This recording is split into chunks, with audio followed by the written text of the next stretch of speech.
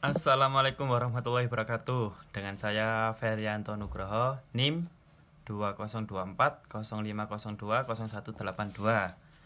Bidang studi Teknik Industri kelas sore. Saya akan membuat tugas dari matkul pengukuran dan perancangan sistem kerja dengan judul analisis perancangan sistem kerja yang kurang baik dan rekomendasi perbaikannya. Dengan step-step yang akan saya buat, mari kita lihat videonya.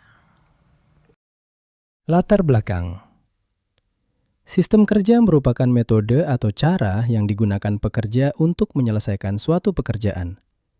Perancangan sistem kerja yang baik sangat penting untuk meningkatkan efisiensi, produktivitas, dan kenyamanan pekerja.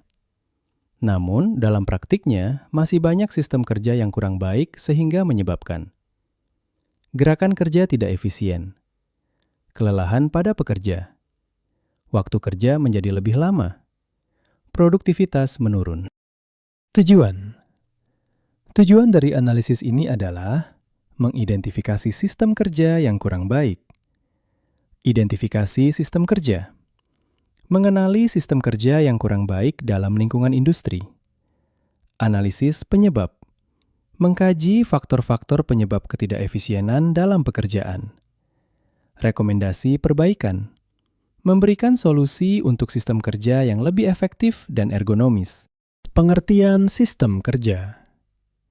Sistem kerja adalah kombinasi antara manusia, alat kerja, metode kerja, dan lingkungan kerja yang saling berinteraksi untuk menghasilkan suatu produk atau jasa. Komponen ini harus terintegrasi dengan baik untuk mencapai kinerja optimal. Manusia, pekerja.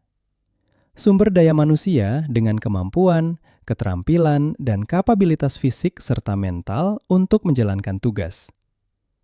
Mesin dan alat kerja. Peralatan dan mesin yang digunakan untuk membantu pekerja menyelesaikan tugas dengan lebih efisien. Metode kerja. Teknik dan prosedur yang digunakan untuk melaksanakan pekerjaan secara sistematis dan terstruktur. Lingkungan kerja. Kondisi fisik dan non-fisik tempat kerja yang mempengaruhi kenyamanan dan kinerja pekerja.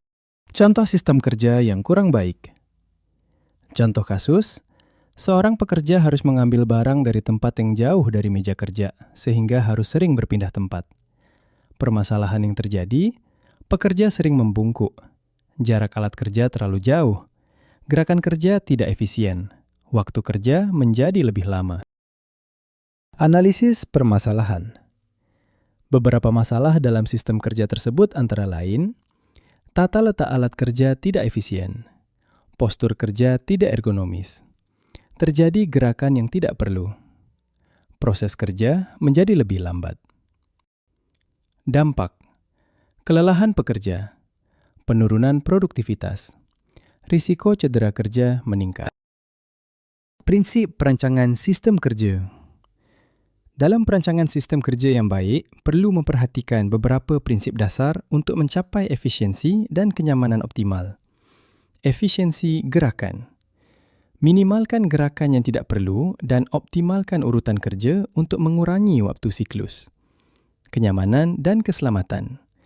Pastikan postur kerja ergonomis dan lingkungan aman untuk mencegah cedera. Tata letak optimal. Atur posisi alat dan material untuk meminimalkan pergerakan dan jarak tempuh. Pengurangan gerakan. Eliminasi atau gabungkan langkah-langkah yang tidak menambah nilai dalam proses. Rekomendasi perbaikan sistem kerja. Penataan ulang alat kerja. Atur posisi alat dan material agar mudah dijangkau tanpa perlu berpindah tempat atau membungkuk. Pengaturan tinggi meja. Sesuaikan tinggi meja kerja dengan postur pekerja untuk mencapai posisi kerja yang ergonomis. Pengurangan gerakan. Identifikasi dan eliminasi gerakan yang tidak perlu dalam proses kerja untuk meningkatkan efisiensi. Alur kerja sederhana. Rancang alur kerja yang lebih sederhana dengan urutan logis untuk mengurangi kompleksitas. Hasil dan manfaat setelah perbaikan. Perbaikan yang dicapai. Dengan sistem kerja yang lebih baik dan terorganisir dengan baik, maka akan tercapai beberapa manfaat signifikan dalam operasional sehari-hari. Peningkatan kecepatan pekerjaan menjadi lebih cepat diselesaikan. Pengurangan kelelahan pekerja tidak mudah lelah dalam bekerja. Peningkatan efisiensi, gerakan kerja lebih efisien dan terstruktur. Peningkatan produktivitas. Produktivitas meningkat secara signifikan. Sekian presentasi yang dapat saya sampaikan pada materi analisis perancangan sistem kerja yang kurang baik dan rekomendasi perbaikannya. Saya akhiri, wassalamualaikum warahmatullahi wabarakatuh.